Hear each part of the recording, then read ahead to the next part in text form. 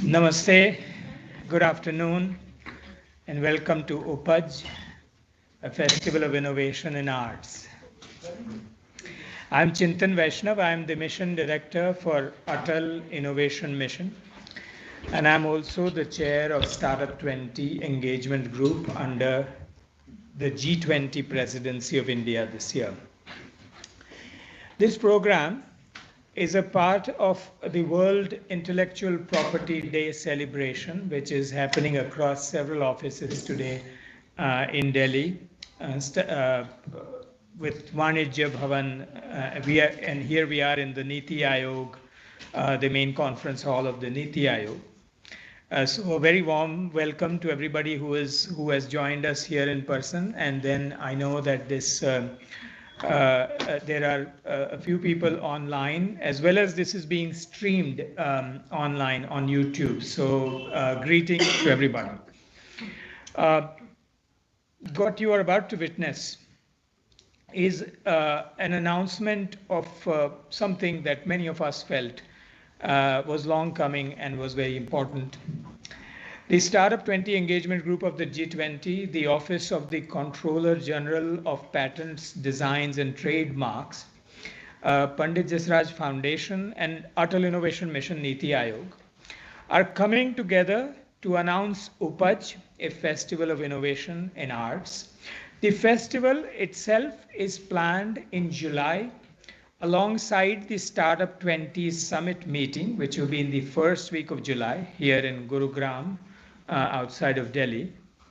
Today's event, as I mentioned, is an announcement and to give you a flavor of the nature of presentation that you will experience in July. It is also an opportunity to give invitation to all of the stakeholders, the arts community, to start thinking about how we want to shape the July festival together. This is also to say that we don't exactly know what it will be. And for good reason. Let me confess that, and confess happily, that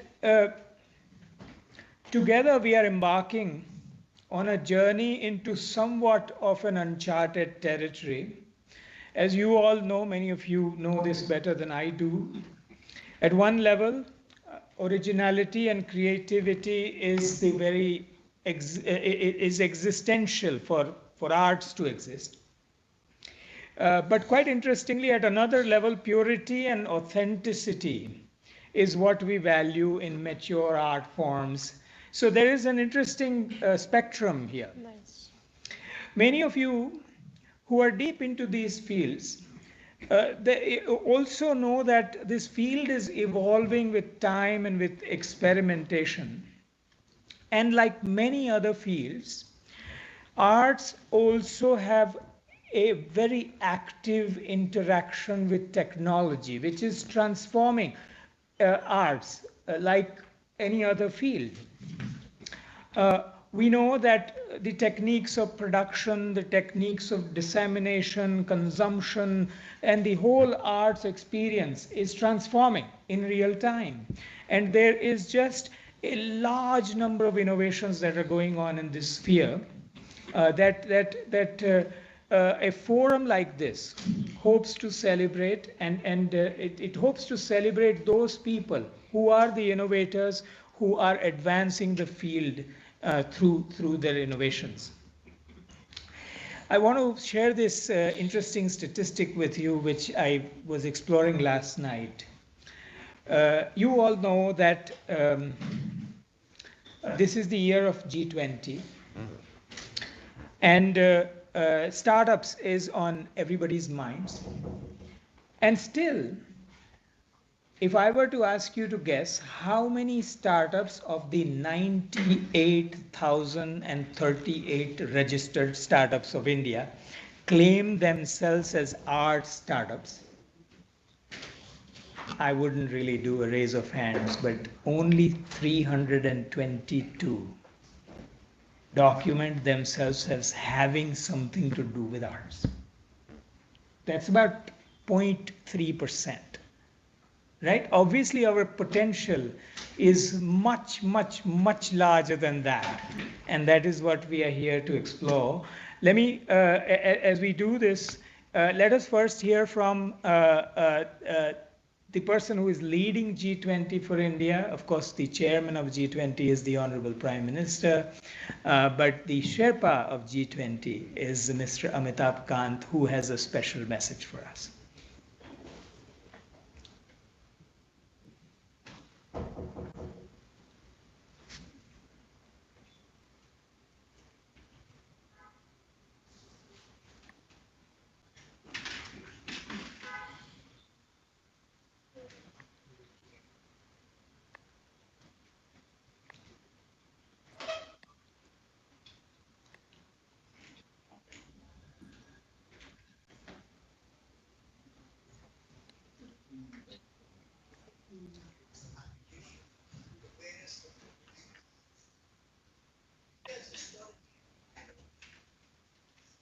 Okay, while that happens, maybe I'll keep talking. Okay, it's coming. Hoping to come. The replay has already started, but we could not hear. Right.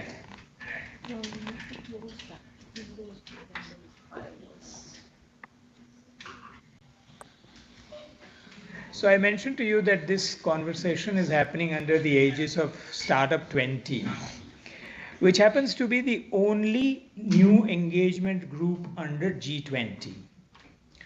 G20 itself is divided into 33 topics, and Startup 20 is one of those 33 topics. We have, it is not that this is the first time there is a conversation about startups. Let me break here and see. Now it looks like the Sherpa is ready to tell us something.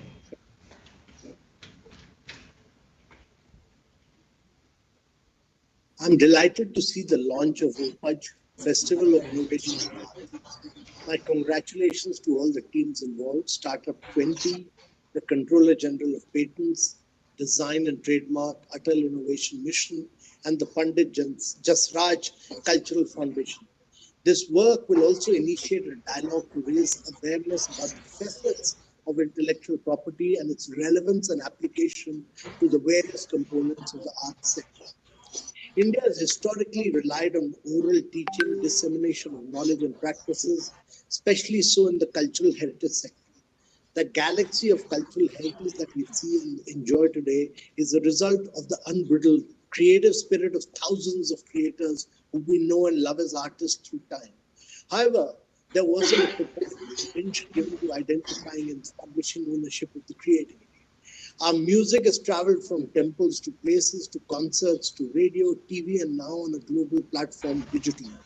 We need to step up and support and secure its sublime, unique identity by creating a safe environment for this huge wealth and its creators and innovators. It is a unique step by announcing UPAJ, a festival of innovation in arts. Thank you very much. I'm delighted to see.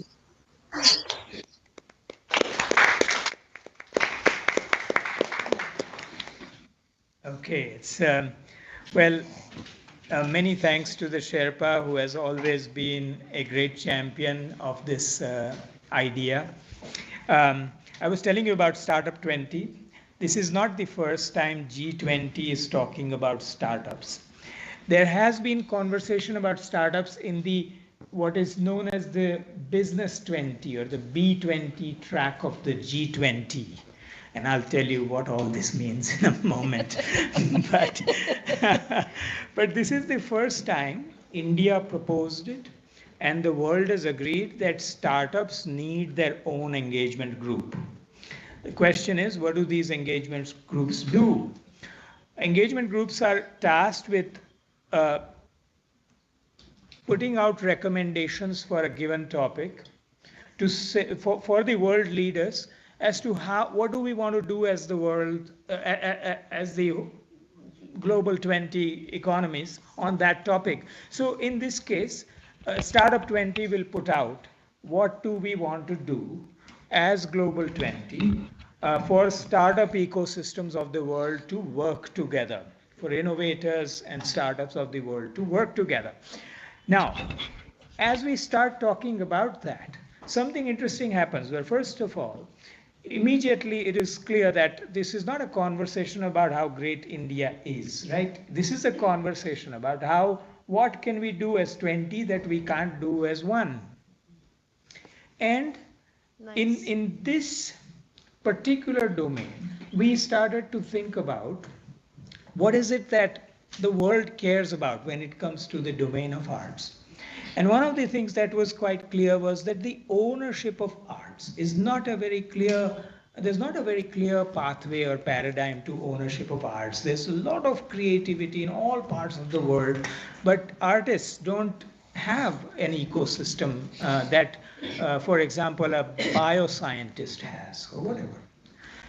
This creation of that ecosystem is one of the things that if we could do together, I think all nations would love it. So that's the journey we're on, and that's how you see that some of the earliest stakeholders here are the Comptroller General of Patents and Designs and Trademark, people like Atal Innovation Mission and Niti Aayog, etc. So that's the journey in front of us. Now, you would agree with me that when it comes to innovations in arts, India is a powerhouse, right? There is no disagreement on that. For example, in music alone, centuries ago, there was no separation between Hindustani and Carnatic music, right? There was no concept of prahar, the time of singing. There was no concept of gharanas. All of that, those are innovations that have over time come about. But as we celebrate all of that and we become very proud of all of that, you would also have to agree with me that while you know that there is something called Newton's law, there is something called the Einstein's relativity theory, we don't know who came up with the concept of a rag.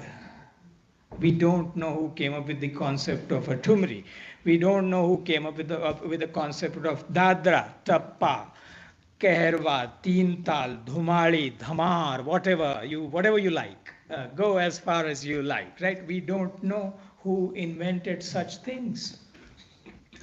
But today, in today's world, not knowing who owns it can be a problem because we are in the highly global internet-driven world where something like a turmeric, somebody may say they invented it.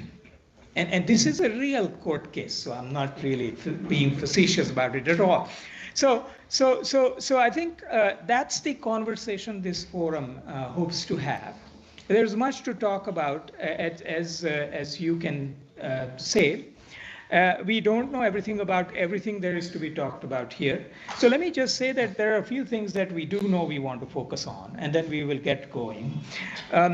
We do know that we want to think about who should be at the table when this conversation happens, right? Some of these stakeholders we do know. Artists should be there, lawyers who understand this should be there, media should be there, right? People in production, the whole paradigm that's around any given art should be there. People who understand intellectual property should be there.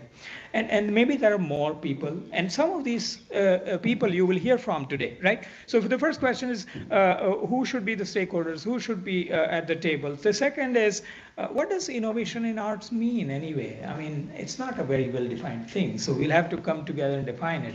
What does ownership mean? Is it individual ownership? Is it group ownership? What is it? How should we document all of this and present all of this? And all of these are open questions. I think even if we take small steps in the right direction, it would be a giant leap for everybody. So this is a bottomless ocean we are just diving into. So today, let me invite many people who are far more aware of this field than I am. And today with us, we have Ms. Durga Jasraj, the founder of Pandit Jasraj Cultural Foundation. Online, we have Savina Bedi Sachar. She is a copyright expert. Savina, welcome. We have Dr. Dinesh Patil, the Deputy Controller of Patents and Designs and the head of the office on the technical side. We have Maestro Niladri Kumar to my right. We have Amogh Rai, who has joined us in person, so delighted to have you, Amogh. We have Dr. Pritpal Kaur Sidhu. She was until recently working on copyrights, now working on trademarks. Right. No, I'm on copyrights presently. Oh, presently. You were on trademarks before. Okay. Then do we have Mohit join us? Has Mohit joined? Okay. So, no. And then we have Neeraj Jaitley, the founder of Pandit Jasraj Cultural Foundation. So welcome everybody. I will roughly go in that order. We put that order so that the cultural types and the legal types are interwoven. So let me request each person to provide their opening remarks. I'll just say a little bit about the format of the rest of this function. It's about 2 o'clock. We're hoping to wrap up by 3 o'clock. It would be helpful if opening remarks are kept to about 5 minutes. There will be some videos in between, and then there will also be a launch at the very end. So let me first invite Durgaji to get us going. Wow. Wow, Chintan. Dr. Chintan Vaishnav as always steals the show, and it was absolutely wonderful to hear you speak in detail, in depth, about the complexity that Indian music, though of course we are talking about arts, but as you can see, the panel is here to speak about Indian traditional music. And all I really hope is, with all the dialogue that is happening at Vanijya Bhavan and all the scientists and all the stakeholders are there, with the complexities that science and the creativity and innovation that comes along, if the world has been able to find a way through all this, to find innovators getting their stake, I'm sure we will find the same balance of how musicians, creators, innovators, and also executors together can come and find that balance where everybody has a right of ownership. While I say all this, I really want to say one thing, that during passage of time, innovation is something that goes hand in hand with art. So here we are not doing something that is, oh, आपने ये सोचा कैसे, वो तो होना ही था. For everything in world, everything evolves. Simple thing like, if we didn't have this mic, I don't think we could have even accommodated 40, 50 of us that are here in this room today. I wouldn't have had this ease of talking to you. I would have to strain my voice. कैसे हैं आप लोग सब? जोर जोर से बात करना पड़ता. उसी तरह से कि राग की शक्ल भी अगर चेंज हुई है. This is a beautiful remark my father said, संगीत मार्तंड पंडित जसराज जी, कि माइक की देन क्या है म्यूजिक में, माइक्रोफोन की. उसने राग दरबारी की शक्ल बदल दी. अगर माइक्रोफोन नहीं होता तो खरच का काम नहीं होता. जिस सुर से वो गाते हैं, जो वो गाते थे, काली एक, he probably would have had to sing in a much higher octave just so that 200 people could hear him. With microphone, it multiplied into 5 to 10,000 people. We didn't have a problem. Everybody came, enjoyed. Person at the last row sat through and was as enthralled as somebody who sat in the first row. These are the contribution from the technology side. Many musicians averse the contribution, or rather feel technology takes away from the authenticity of music. We beg to differ. because they don't even consider a microphone as part of technology which is enhancing the experience and amplifying it more importantly. Creativity is not just confined to the 7 notes. Of course it is. It is the primary, it's the foundation. But even the ancillaries, even the things that are on the outer um, uh, uh, edge and contributing to the main, to make it a bigger whole and to make it a bigger industry and to make it a much, much bigger world that we can even hope for. Today, when we talk about all the contribution of the media and the platforms that has contributed to take music to a larger audience, again, I would use the example Babuji said कि मैं तो All India Radio का artist हूँ. Radio actually gave introduction to newer voices, newer artists, and just so that they could be heard, not knowing how they looked. It was a great benefit that my father was a great looking artist. But people fell in love with the voice and invited artists who were worthy to perform at remotest corners of the country. And later on, that amplified through the word viral, which we use so easily nowadays, across the world, and that's how the artists traveled, performed, and later on it started to get documented as records, and then finally television, which I feel strongly, I would like to really raise a voice that television hasn't done justice to Indian music the way All India Radio did, or CDs did, because of whatever reasons. We can always have another forum for which I will again request Chintan. But now with digital forum, that is playing such an important part with all kinds of, digital has no end. It's like a horizon. Every time you feel that you've understood the YouTube and its functions and its AI and Facebook and Instagram, there's something new. Then again, WhatsApp comes up and something or the other will always keep. All that we have realized that this is again going to be something that is ever going to be evolving. But yet, this is going to play a role to introduce many youngsters to our great traditional Indian music. So while we talk about great music, we talk about different genres of music, they need to understand that we will never know who created the first Dhruvat style, the Khayal, Thumri. But luckily enough, because of the print media, we know who created Jasrangi, the genre which was created by Pandit Jasraj, thanks to that part of the media. So these kind of documentation will help us with the historic evidence. This will help people understand deeper meaning of our music and also help the next generation to fearlessly contribute and create and innovate within the space of music or our performing arts. We are just here to understand.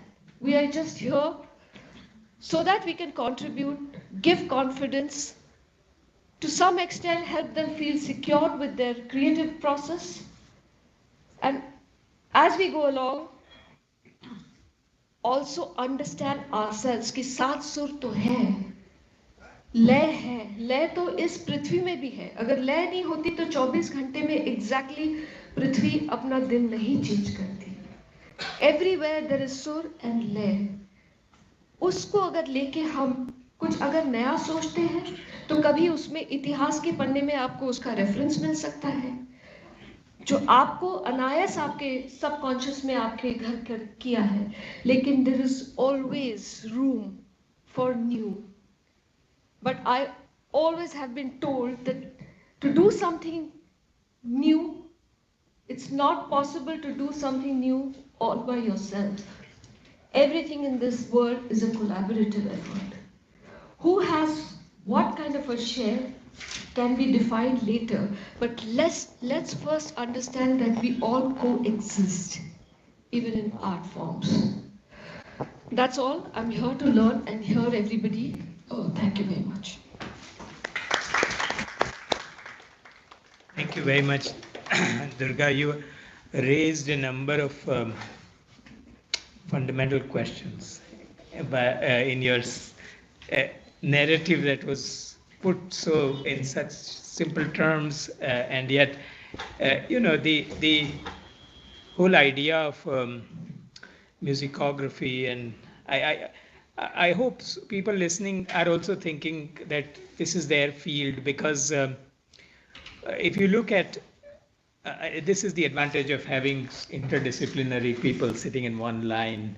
If you look at, there are many fields globally in terms of scholarship where very rigorously it has been documented how technological evolution changed the form of the thing. Lewis Mumford, who was a technology philosopher, very well known, he questioned what we mean by technology in the first place, just so we stop being absurd about whether technology has helped or not. He said, well, the fire is a technology. Do you think it hasn't helped? And things like that. I think it would be amazing to have, and maybe some forms of these scholarships do exist in parts of our country. We have to, such a forum should bring it together. Let me now invite Savina online. I decided to go to Savina right away because online sometimes fail and then we can try multiple times. Savina, are you hearing us? Yes, yes. Uh, I'm and hearing you one loud of the and Great. One of the things we wanted to also say as we talk about it is that what are the types of tools of ownership, etc., that we already have at our disposal, and we may or may not be exploring them fully. So over to you. So I guess when it comes to music, the most important IP law is copyright because that's what protects creators of music. That's what entitles them to royalty. And of course, collection of royalty has its own challenges.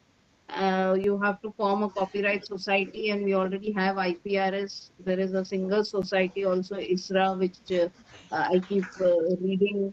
They keep trying to enforce royalty rights, and they manage at times. And of course, there was PPL in the past. As a copyright society, they still collect royalties from music owners. So I guess, rather than getting too technical into copyright, because I guess we have a lot of creators here, I would like to say that, music is something that has lasting value to society.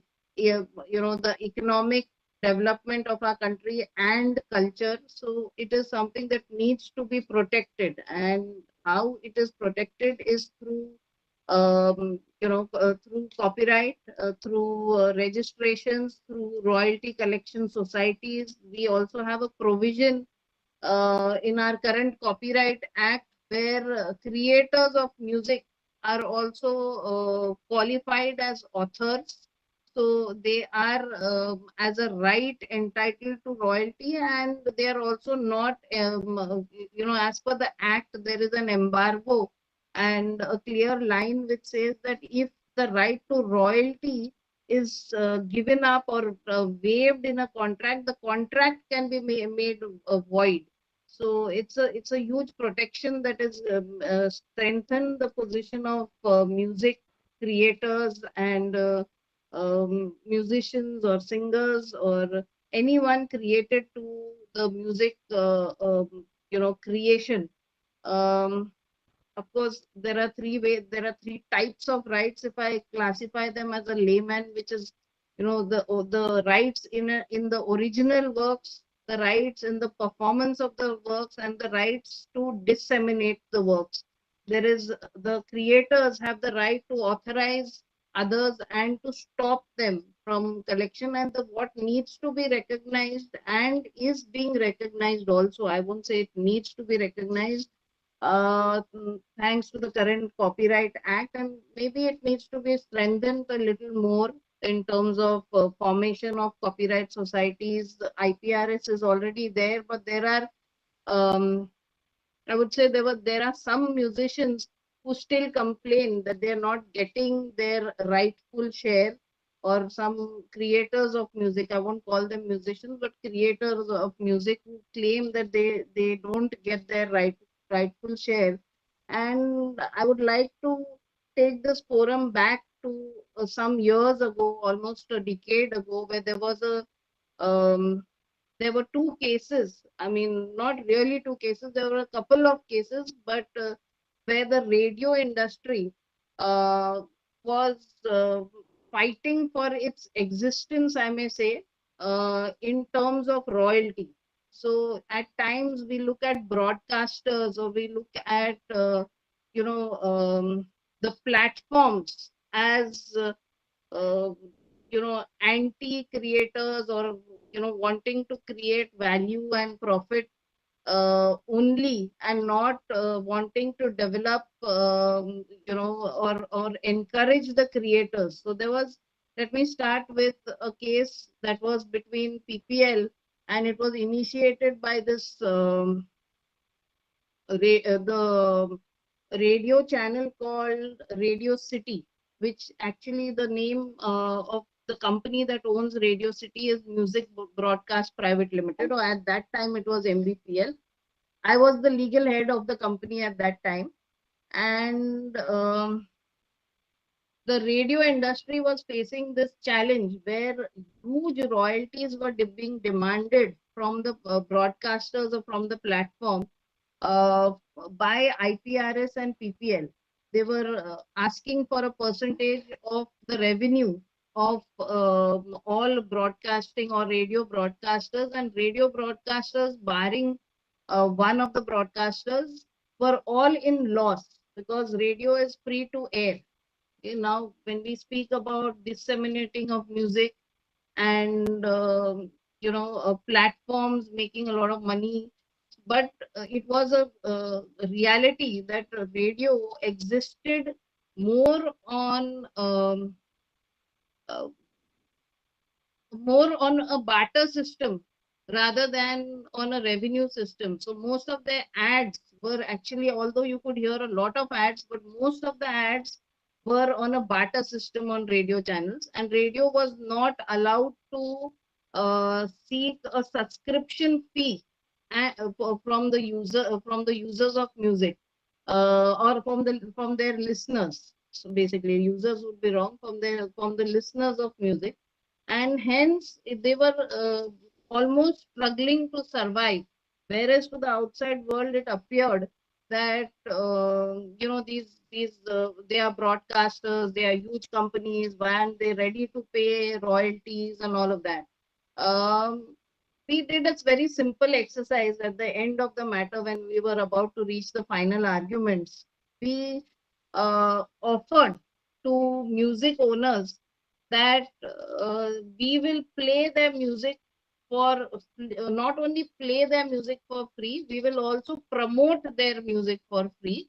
And every time a new film, or they want to launch a new album, we will have contests on online contests, for which we will not charge any of the music owners or music creators. We will have these contests free of cost. The only thing they need to give us is DVDs, or music CDs. At that time we had CDs, and through the CDs we will those CDs will be given away as prizes, and we'll use it to promote these music companies. um, the exercise worked. All of them signed letters, and we put in a simple line that this exercise, and whenever we play music on radio, it helps to promote music as well, which helps the music industry. And everyone readily agreed, because we were agreeing to have these free contests on our channels. That one point, after the letters were signed, we used it in the case, and that drastically dropped the royalty that was the quantum of royalty, because we managed to show that, we are a free to air medium which is used for promotion of music. So what I'm trying to say through this case is that through a very small part of this matter is that for music to exist and for music music will always exist. Everyone loves music. There's no this thing, but economically for music to prosper and for creators of music to prosper, we would need to go hand in hand with the platforms, because the platforms, as much as we would like to show that, the broadcasters or people who are using or exploiting this music do not want to encourage creators, but it's there are certain platforms where unless the music is promoted, it will not work. So what I'm trying to say is that while the Copyright Act has built in a lot of protection and given right to royalty, which cannot even be waived to music creators, uh, I think going forward we would need to have a win-win situation for the platforms as well, and that will help us grow even more economically. Second, any music creator needs to be very careful about how they protect their music. Because music, or if you say, if more than music, if I say a song, or they have all sorts of copyrights, like they have all sorts of copyright works, the underlying works. It has literary works, which is the lyrics. It has music, which is a musical work.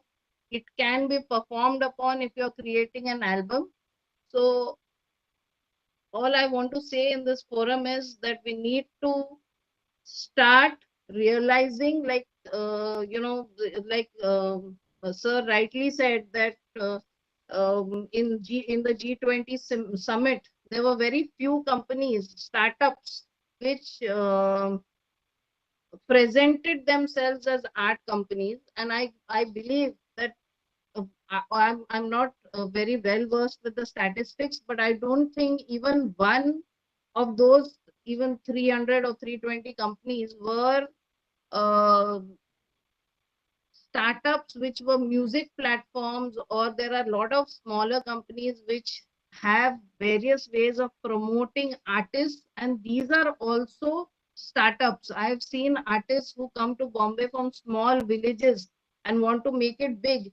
They spend their their earnings or their parents lifetime earnings on making music albums, and then go and sell it to, don't want to name companies, or go and assign it to companies for a meager value of about 500 rupees or 1,000 rupees, and the actual cost of making that album goes into lakhs. And why they do it is because these companies tell them that we will promote your music, we will make you a big name in the industry, and they just take away those songs and make it a part of their collection. They make it as a part of their collection of the content that they already have, so that when they present it to other platforms, they look like they have a lot of content and a lot of songs. This exploitation also needs to be stopped, and the only way it can be stopped is to have appropriate registrations where all uh, music or music creators basically learn the value of copyright, how they can protect each element in the work that they have created, and the government helps them from getting from to be prevented from getting exploited by these huge music labels who are exploiting the creators just to increase their numbers in terms of the content that they have. I guess I need to give others a chance. I can go on and on. I'll try Thank and you very much, Savina. Thank you so much. I think uh, just this little exploration has already told me, at least, that one class of innovations that we would look at are the business model innovations in this space.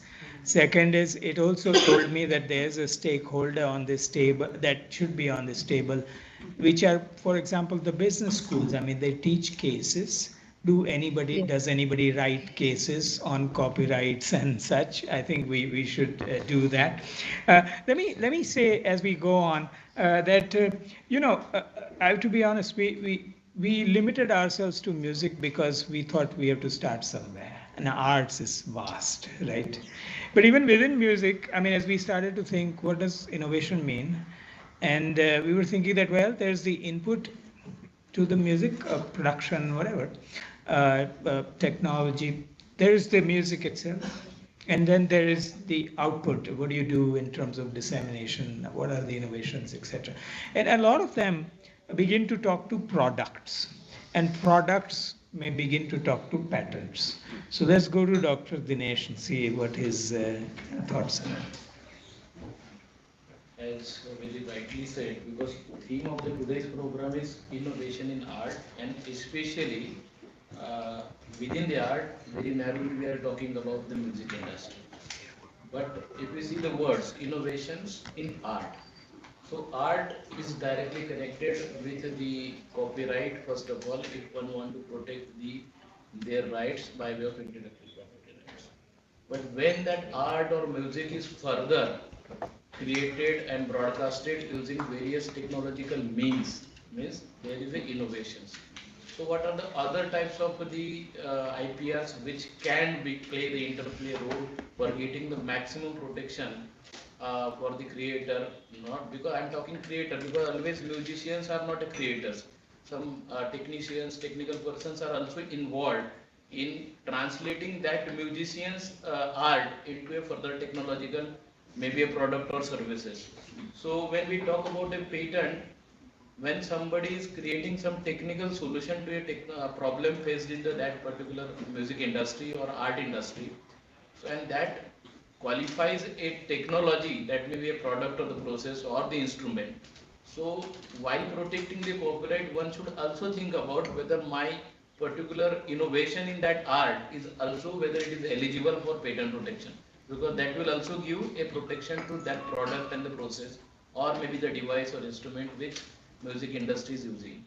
Similarly, if that particular product has some uniqueness as far as its external shape and configuration to recognize that brand into the market, so one has to think about protecting that particular design by way of a design registration. Similarly, when we talk about a product, so certainly it may be a goods or services that goes into the market, and the loyalty or royalty of that product depends upon the brand value. So one can also go for a trademark registration when that particular product or service is being launched into the market. So, and of course, before getting a copyright registration for artistic work or something, no objection from the trademark registry is required for getting the registration in copyright office. So trademark can be two-way involved. One is for getting NOC to get the copyright, and other is for protecting that brand itself. That brand may be sometime a product, it may be a service, because trademark is for goods and services. Then when we talk about the technology, certainly patent design and all things are. But sometimes these innovations in a music or art may be related to a traditional knowledge or heritage or cultural thing, and maybe reciting or maybe prevalent in particular geographical location of that particular area. So that kind of a thing, one can think about getting a geographical indication as a protection. Of course, that is not a individual right, that is a right of that particular community or the association which is involved in preserving. I'm talking now technology, it's a creation, discovery is innovation. But when I talk about the GI, it goes to traditional knowledge, and traditional knowledge is always being preserved. Of course, if it is a value addition is there, that may go for a technological development when it involves value addition. And this way, suppose some digital intervention is again involved, maybe that product, music industry products are made in a compact form in an electronic circuit. So there can be a protection for semiconductor indicator layer design.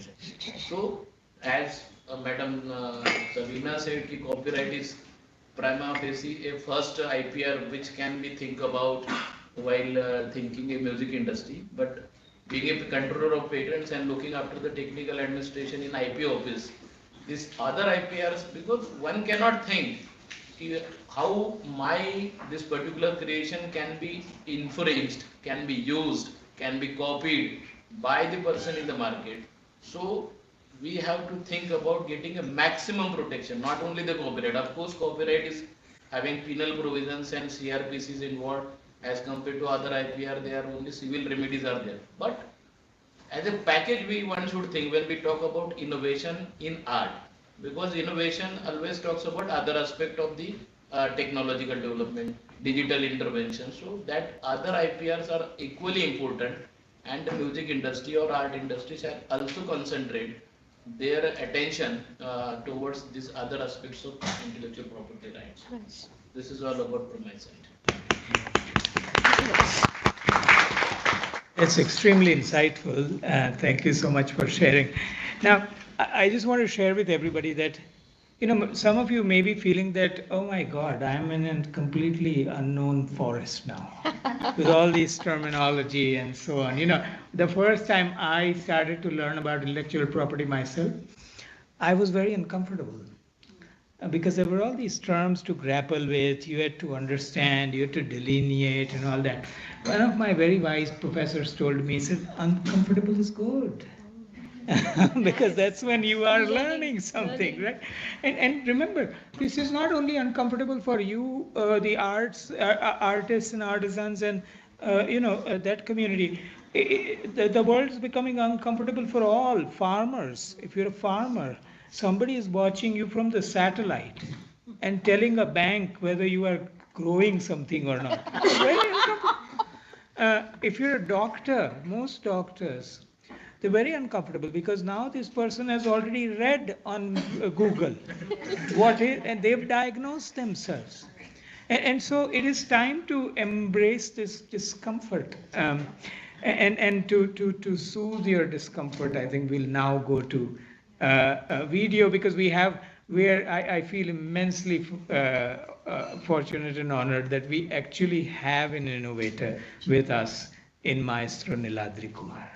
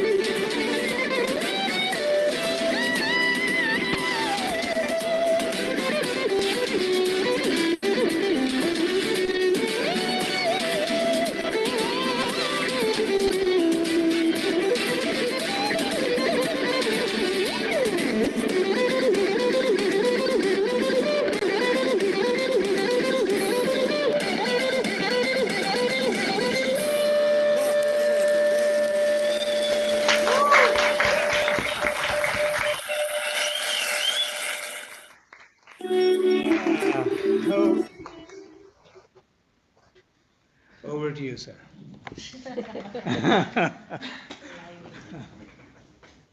Namaskar. Thank you very much, sir. I remember you saying that the opening statement should be 5 minutes long. This music was 4 minutes, 43 seconds. So I will just speak for another few seconds to complete those 5 minutes.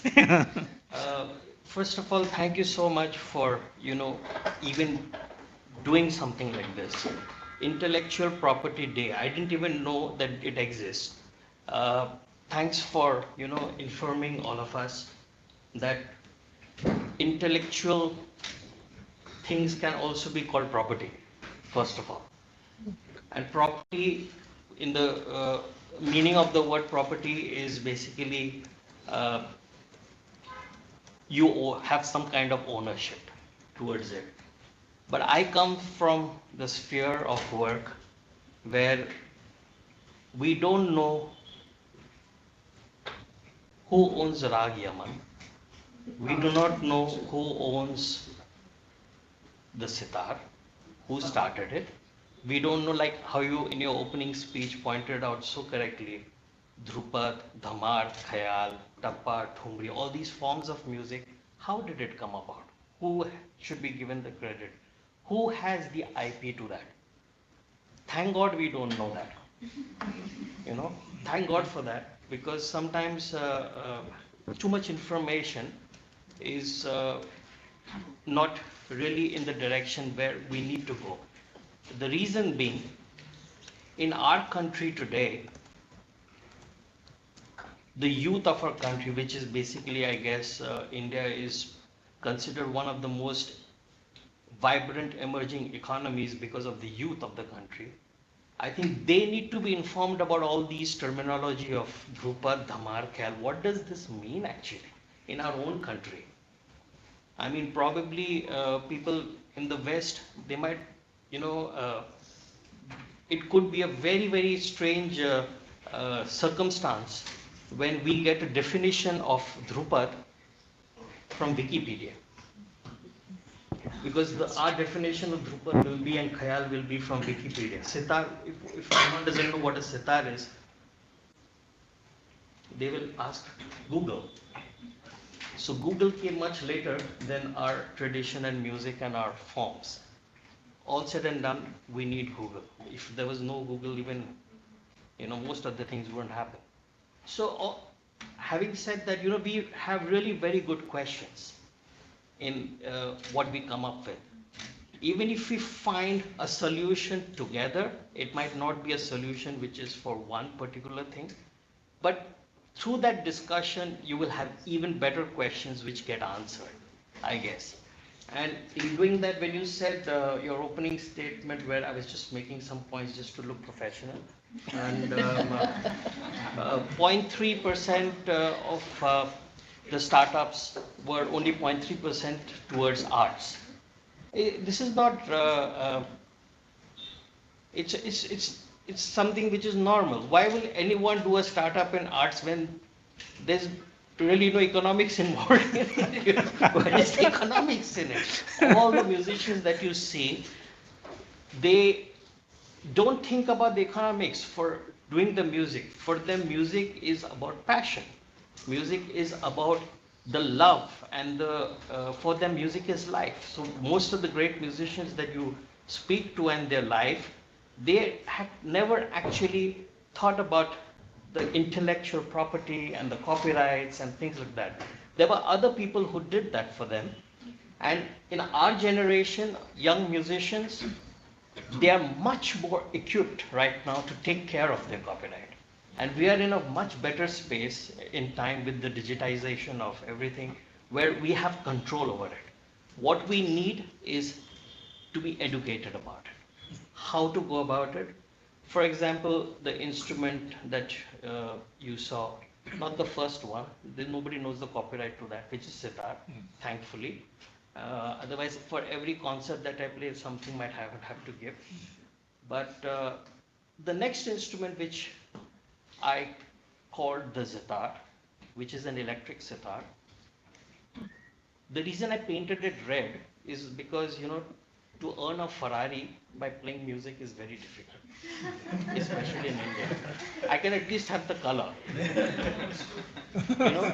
So when I painted it, now because I'm a science student, uh, the maker of whoever was painting it, he said, "Oh, you're going to ruin the sound of the instrument." I said, I want that sound to dampen because it's got to be electric. Because if there is resonance, the electric signal doesn't catch resonance. The vibration catches resonance. Now this is science. Now I don't need to explain that to the maker or to the craftsman who is doing things which has been directed by me for a certain reason. And the reason I painted it red is when I used to play the sitar earlier in a concert, it was in the same color and shape as the sitar. People heard a different sound, but they felt they saw the same instrument. They couldn't differentiate between. So I had to come up with a strategy. At least look different, we will sound different anyways. So they could relate to it. Now, do I have the trademark of that? You might think, of course you do. Well, I don't.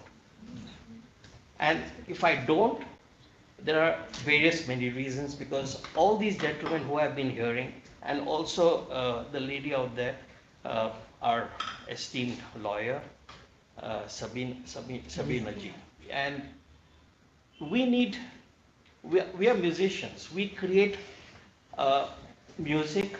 We are engrossed in that. That is 24/7. And that's the path we follow. And we are not, it's not that we don't know that copyright and trademark and those things exist, but we need a system which is foolproof in a way, but nobody else takes the credit of something which somebody else has done. At least in this digital world, we can protect that very easily. And we should be doing that. And especially for all, I speak for all this young musician brigade, which I see, they're super, super talented. This generation is not my generation. I'm already in the middle generation. I don't want to reveal my age, but still. But the generation after me, which is coming, they're just super talented, and not just in music, in every sphere. They can not just take care of their copyright and IPs, and probably they're very well aware of these things, so they're much suited, better place to take care of themselves. But they need help. They need not just governmental help, they need information. They need to go to the right bodies which do these right things. And the right bodies are already there in place for so long, but we were just not aware of them. Just that little awareness will be great going ahead. And so that we can put our energies into not just innovation. Innovation is a very, very big word. It's a very, very big word. Innovation, more than innovation, I think if we can touch the hearts of people, if we can touch the hearts through anything that you can innovate or come up with, that is the true meaning of innovation. And what better way to touch hearts than music? And so, since we are talking about music, we need copyright, we need intellectual property rights, we need all of that. What Sir, the gentleman out there said, we need all of that and more. And then more comes from you, your opening address. We need to address the situation where all these meanings of our heritage and tradition gets put out to all the youth of our country, which is such a big number, and that is our strength. So that's my wish list. Thank you so very much. Well, your comment of touching hearts took me back to Ustad Amir Khan, who said, "Gana wahi gana hai, jo रूह सुने और रूह सुनाए." अच्छा, ये उस्ताद आमिर खान साहब गाने वाले हैं, एक्टर आमिर खान साहब नहीं। Just to be clear. But I think Niladri also took us to a different orbit, this conversation. I feel really good because, I've had experiences of my own where I would be teaching a class of 60, 70 students who were building technologies for the poorest of the poor. We would have a session on intellectual properties, and they will absorb it. But at the end, a handful of them will get up and they will say, I have nothing to do with these models. I have my own method of giving it to people. The only thing I care about is that they don't use it in a wrong way. Right. That's all. And so we have, even in here, I mean, the conversation is there that new set of ethos that we are after as a nation? Why not? So let's keep moving. I want to say that there's 13 minutes and we will be kicked out of here in 13 minutes. We can be, no? Yeah. We can kick ourselves out. Yeah. So let's kick ourselves out. Before that, let me go to Amog for quick comments, and then we will go to Dr. Preetpal for quick comments. Thank you. So I negotiate a no man's land between cultural stalwarts and legal eagles. I'm an economist. So let me get the economics on the table, because the maestro before me talked about economics. When we talk about intellectual property, it's a self-limiting right. It's a generational right given with a limited time span in mind. And therefore, we now have to be very, very careful about how we negotiate the new granted IP rights. For example, we are talking about this thing is being done with one of the exponents of the Indian classical music. The most important thing in Indian classical music is the traditional cultural expressions. How do you protect the traditional cultural expressions within the ambit of the intellectual property? And how do you bring it to the market? That is a question that has to be addressed, which does not, in the limited capacity of the intellectual property as it exists right now. Second is, we are living in the age of digital, and everybody talks about how easy it will be to manage IP. Because today you can find out if your IP has been infringed, and then you can file a suit for it. But when you listen to music on Spotify, on YouTube, or any other platform that you're finding music on, if they get to decide your music is going to be heard by X people or Y people, then they get to decide your revenue. What is the revenue sharing model, and is it open? As economists, we have created, because economists, whenever they can't find a solution, they create another problem. We have now created a thing that we call the creative economy. So you ask us a question and we will tell you, please look at the creative economy slide. So I'm not a creative economist, right? I'm a behavioral economist. However, when we talk about these creative expressions, when we talk about these cultural expressions within the ambit of creative economies, when an ad company uses the Indian classical music to sell you an ad for tea, who gets the revenue? And how do you share that revenue? How is that revenue proportional? These are all questions that have to be answered. And they have one acute problem. All of this comes within a limited right known as the copyright. So you have a copyright industry which is not being measured and mapped accurately. And that is problem number one that one has to address. Because without addressing the elephant in the room, if you do not know how large a copyright industry is, what revenue are you going to give to whom? Second, as I said, I'm an economist, our job is to kill joy everywhere. I'm doing my best. We, long time ago in 2004, one of my ilk came up with an idea called the long tail. Chris Anderson, partial economist, partial killjoy. So long tail is a very, very simple idea. You know, a lot of people get exposure, so there are a lot of things that kind of are on the long tail, so nobody is going to hear about them. But with digital propensities and digital platforms, more and more people are getting exposed to stuff.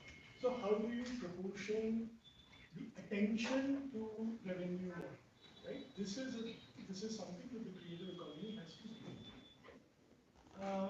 I'm a big fan of Indian classical music, though I'm not an expert of it. Amogji, we can't hear you. Okay. Hi, this is Savina. Can I you hear me can't. now? Yeah, I can hear you now. Okay, I don't know how sorry. that mic is helping between Delhi and Bombay, but I can hear you better when you speak in the on the mic. I shall keep that in mind. Thank you. So, essentially, the point I was making was that we have to move away from just thinking about copyright rights. We have to start thinking it in terms of bundle of rights. And these bundle of rights have a problem when you talk about Spotify or any of these platforms. Spotify keeps on coming up because they charge a certain amount of money. I think you talked about the transaction cost. So they charge a certain amount of money for me because I have a sort of a premium plan. But how much of that goes to an artist, right? How do you do that basket calculation? And when I listen to Indian classical music and there is somebody who's performing, say, behind any of the great maestros, how do they get a share of the broadcast right or the publication right while they're there? These are all open questions that unless you're able to figure out how large the creative economy is and how big is the creative economy question, you'll not be able to do justice to this. So I think this is a step in the right direction. But we, first and foremost, need to find the traditional creative expressions and how are we going to apportion them within the economic framework. And the second big problem is that how do you address the issue of generative rights in an age of generative artificial intelligence? Because this is going to be a big problem. If I pick up training data of Indian classical music and train that particular data to create a new rag, which is based on a rag that exists in India for the last 2,000 years, 3,000 years, do I own the rag or you own the rag? What is a new rag? You own it, I own it, who owns it? So how do we integrate the issue of copyright with open source and different licenses of the cross-platform variety? And having created all of the confusion and staying within my time frame, I am done. Thank you very much. Thank you. Thank you very much. So delighted an economist is at the table and a behavioral economist at that.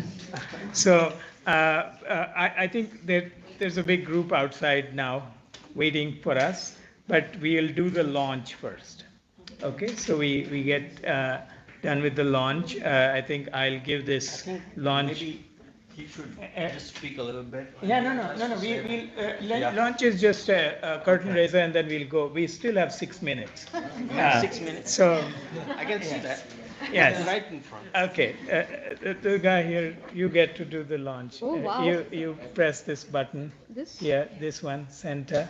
This one? Yeah, and then we'll have a launch. Yay!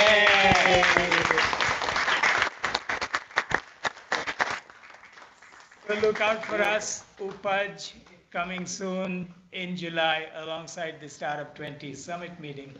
It'll be a festival of innovations. Let me, with that, invite Dr. Preetapal. And then we will end with Neeraj ji. Thank you so much. Very good afternoon to all of you. Because of limited time, I have to speak for I think 4 to 5 minutes only. I generally talk about creativity is a phenomenon where something new and valuable is formed. The created item may be intangible, such as ideas, a scientific theory, a musical composition, or a joke, or a physical object, such as invention, a printed literary work, or a painting. Creativity is the intentional combination of symbols, ideas, or objects in a way that is unexpected for a given audience. While creativity is a process, innovation is the outcome of that process. Copyright encourages the dissemination of new works, and creative expression as authors are more likely to make their work public if they know they can retain some control over them. Copyright is often treated as a policy tool that gives creators incentives to create new works. Incentive theories of copyright often emphasize appropriatability, which enables copyright owners to ensure that they profit from their copyrighted work by exercising control over users and access to such workers. If we talked about in year 1999, was a record year for the music industry, as the music was sold via CDs. And then Napster came and started to upload CDs on the internet for free, and consumers globally download music and begin to consume music without paying for it. This is a very common line. Necessity is the mother of all inventions. And these innovations came in various formats, but they had one thing in common. They were made for the digital era. That is a very common thing. If we talked about iPod from Apple, is one of those innovations where the user could download as many songs that the iPod could hold. And Apple paid royalties to the copyright holders for the music that Apple hosted for the iTunes store.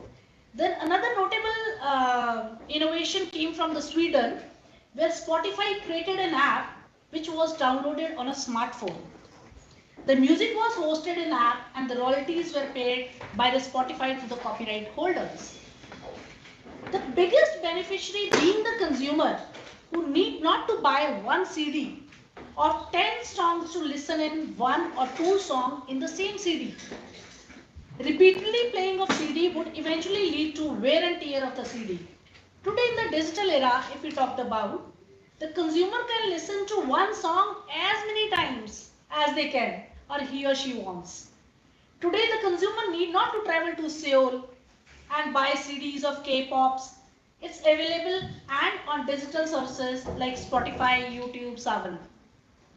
Like ma'am said, Durga Jasraj about the radio, if we talked about, an Indian innovation story in the music industry is Karwa. We all know Saregama realized that the older generation who grew up listening of Rafi Sahab, Lata ma'am, Kishore Da were uncomfortable listening to music on smartphones.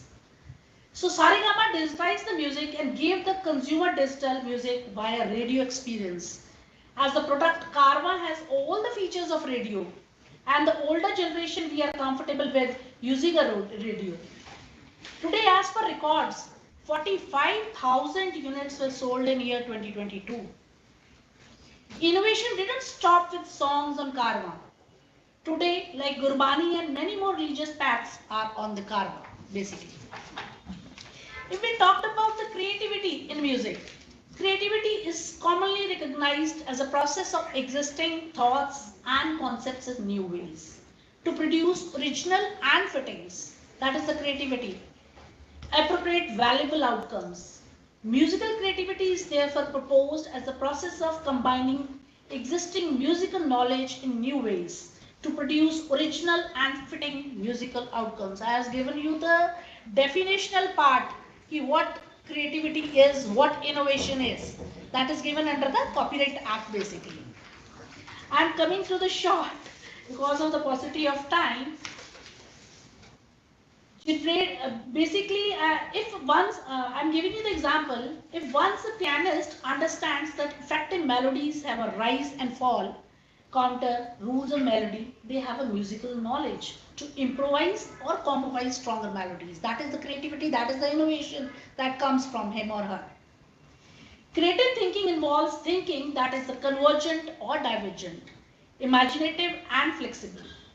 During the musical creative process, the individual subconsciously or consciously thinks creativity with sound. That is an unconscious mind also or subconsciously that creates with a melody, harmony, rhyme, rhythm, dynamics. That is a creativity. Creative thinking is stimulated through strategies such as brainstorming multiple endings to musical phrase or imagining an appropriate accompaniment to a short film that comes into it. Creative thinking activities are important because these musicians or the innovators may discover new avenues of sound. This reinforces that music is not fixed but is alive and can ever be evolving. Very nice. Last line, I want to conclude by saying that it's important to sense that music is a living creature. It's a dialogue between the participants in the culture. If there were no innovation, that's right, it would be a symptom that music, or at least that branch of music, was effectively dead. Thank you. Wow.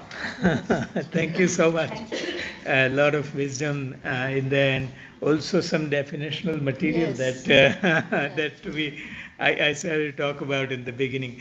With that, let's go to Neeraj.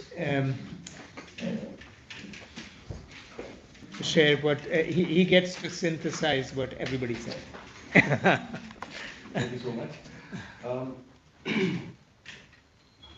just a few quick questions.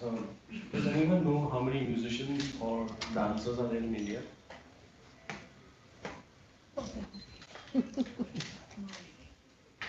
Everybody likes music here? Yes. Yes. So, Dr. Chintan, you mentioned there were 0.3% startups within the arts space. Um, we as an organization have worked with more than 40,000 performers in the last 23 years. And there are so many more we still haven't worked with. Does anyone here have a music OTT app on their phone or device? Yes. I think everybody does, right? Each one of them will tell you they have 10 million, 50 million, 100 million songs on that platform. Right? And we all have subscribed to or have a free access to some of them. But if you look for, and I'm glad that the gentleman, the economist in the room, mentioned Spotify. I'm a big fan. But there aren't any new albums or any pieces of work that one can find there if you log in and search for traditional music forms. You will find works of legends and maestros, because those have been released by labels more than 15 years ago. Again, I stand corrected because there haven't been any new releases of traditional music in the last more than 15 years, as per what I have found. So if we have, as an organization, one organization has worked with more than 40,000 artists, but there isn't one new release which is found on these OTT platforms. That makes one feel that we are living in a nation of service providers, because performing artists are getting booked for a performance, they go and do that, be it a corporate event, be it a live concert, be it anything. But where is the creation? What are we creating? Are we not? This word creators has also been given to us by YouTube. Because before that, nobody used to call a performing artist in India a creator. We were just known as musicians, or I'm a classical musician, or I'm a dancer, or I'm into modern dance, or whatever it is. We find it, we at the Pandit Jasraj Cultural Foundation, which is a little more than a year old now, we found all these things very disturbing, very thought-provoking, and we sat back and said somebody should do something about it. Obviously, everybody thinks that, but we need to take quite a few steps. We are just, starting. I think we need to address a lot of things, and I think the law, the aspect of the legal side of things is very much there. Yes, but these laws have also been made in a different era. They have been made at a time where things that are challenging today for a performing artist didn't exist. There wasn't the same ecosystem, there wasn't the same kind of pulls and pressures which are present in the simple act of going and performing, doing a public performance that was there 50 years ago, or 40 years ago, or 30 years ago. These laws need to be revisited. That's very nicely said, but who is going to provide feedback or the input and collaborate to help the lawmakers or the policy framers to make that change? Because it's easy to fall back and say, oh, there is a law, you should know about it. A musician or a dancer or an artist is not a student of the law. They are busy every day trying to figure out what they should be playing, singing, dancing, etc. that is a full-time job. That's their profession. Their profession is not to figure out how I should protect what I did so innovatively on that stage or in my studio. How am I supposed to protect this? That is not their job.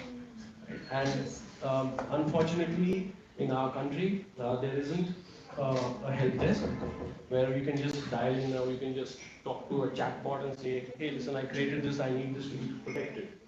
You know, it's as simple as that in many Western countries for artists.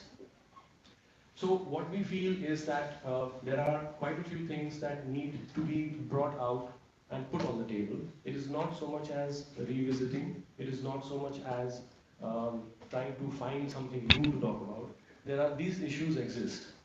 And we need to get the right people together in many interactions to talk about their perspectives, their individual performing art perspective. It is not a generic thing for all performing arts. Um, how does this translate into recognition? How does this then translate into some kind of commercial relevance?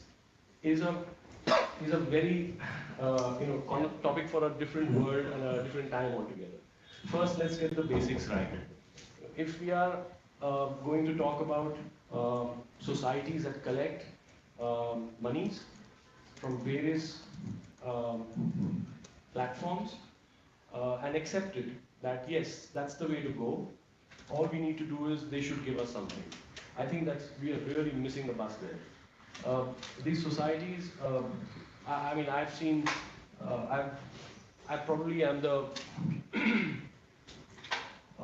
least exposed to the creative world in my few years that we have been working together in this. But I've seen checks which come from societies to performing artists. And those checks are not even bankable. I mean, 500 rupees, 1,000 rupees coming in for the year. And these people are supposedly legends. So, societies, I think what they've done so far is there for everybody to see. We need to really look at alternatives, which thankfully, and this was mentioned before, technology is a great enabler for that. Yeah. We need to break free, we need to have an open source system to actually set up a blockchain-based tracking of who is the owner first. It is not supposed to be that because somebody has given you a sum of money, therefore you could record, and therefore that belongs to that person. Because currently that's what seems to be happening. So what we need to do is really to address these, bring all these topics on the table, involve as many people. When we were talking about this, coming to speed to this particular beginning, we thought about involving people from the CA profession, the accounting profession. Right? They will play a very important role in helping this to be recognized, treated on the books, how a person who has a property puts it on his annual income tax return and says, I've got this and I've got that, and therefore I'm a very rich man.